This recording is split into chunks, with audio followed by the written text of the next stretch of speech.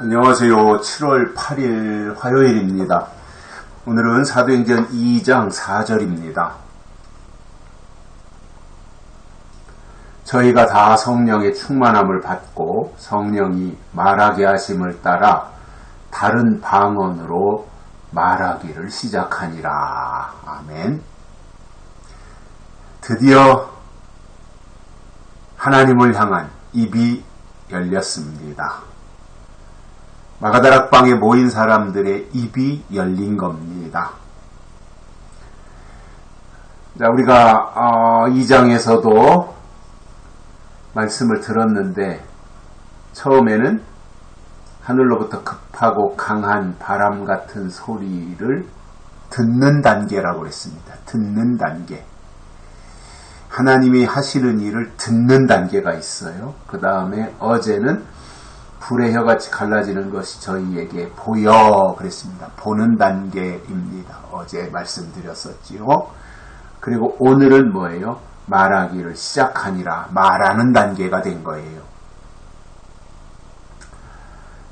이 세 가지가 우리 기독교 신앙에 있어서 하나님의 일에 쓰임받는 사람들에게 꼭 필요한 요소지요. 듣고 보고 말하는 것. 이것이 초대교회 오순절 마가다락방에서 일어난 하나님의 역사였다는 것입니다. 오늘 말씀에 보면 이렇게 설명합니다. 저희가 다 성령의 충만함을 받고 거기에 모인 사람들이 성령 충만히 받은 거예요. 이 대단한 사건이잖아요.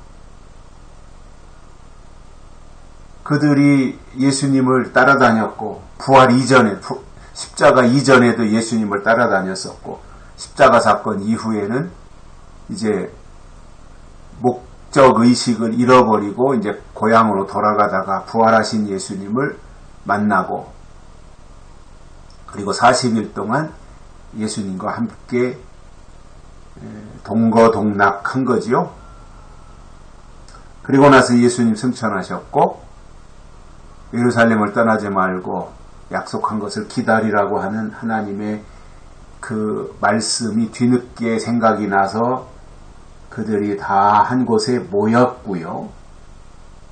그리고 그들이 간절히 하나님 앞에 기도할 때 그들에게 임한 것이 하나님의 성령이었습니다. 예수님이 이 땅에 오셔서 3년 반 동안 공생애를 사시면서 제자들과 함께 생활하고 행동한 것 자체도 놀라운 일이었고 굉장한 축복이었던 거지요. 예수님이 직접 제자들과 함께 생활하셨으니까요. 그러다 예수님은 이제 승천하셨고 그리고 예수님의 자리를 성령이 임하셔서 그 자리를 채워주신 거예요. 그래서 예수님 보혜사는 가셨고 또 다른 보혜사가 성령으로 오셔서 제자들과 함께 하는데 그동안에는 하나님의 아들 예수님과 활동했다면 예수님은 이제 승천하셨고 그리고 하나님의 영 성령을 보내셔서 그들의 마음속에 성령이 충만해져 가지고 성령으로 그들이 움직였고 성령으로 일했던 겁니다. 그래서 이제 사도행전은 성령행전이에요. 사도행전에서는 성령으로 하는 거예요. 다 성령으로. 이 놀라운 역사가 출발점이 다 있잖아요. 어디고 다 시작한 그 출발점이 다 있지 않습니까? 거기가 바로 마가다락방이었던 겁니다. 그래서 거기서 모인 사람들이 다 성령의 충만함을 받았어요. 얼마나 신났을까요?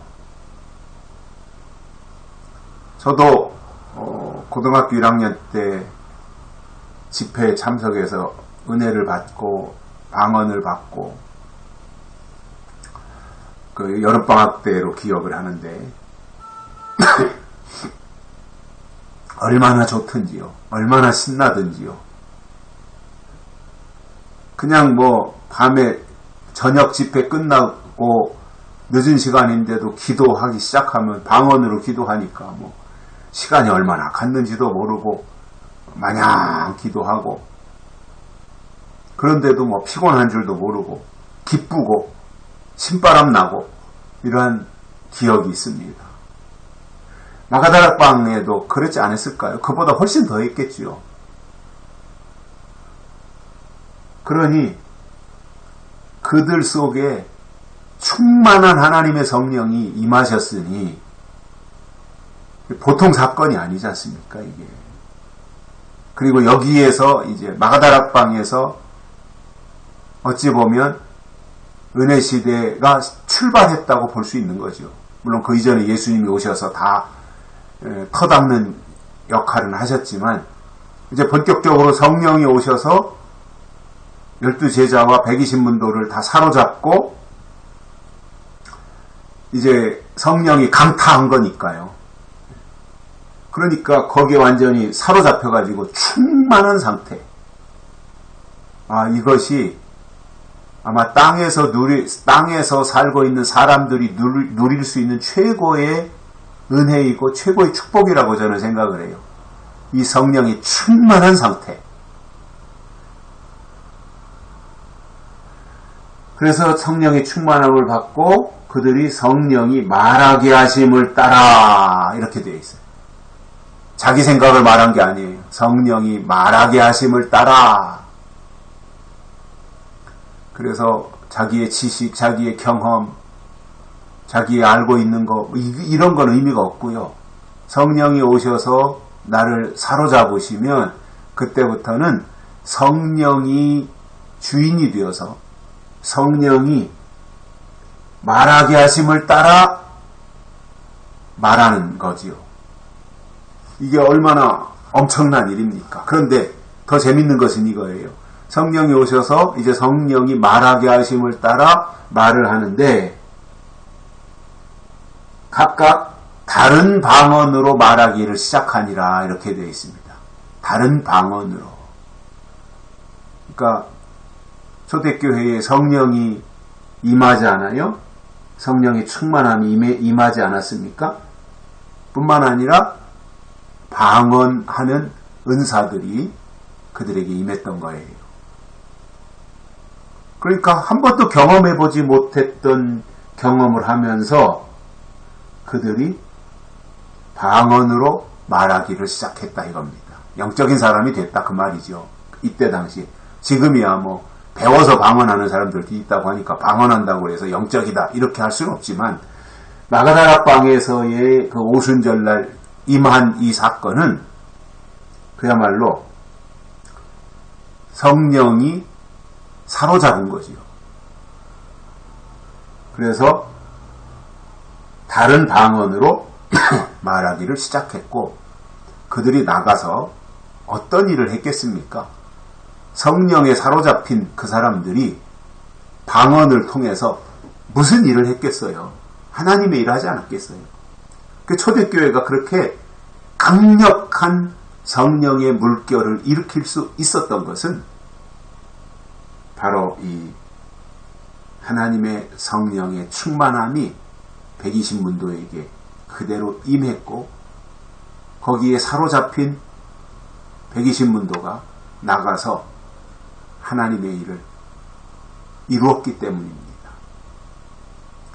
이 역사가 저는 초대교회의 놀라운 출발점이 되었고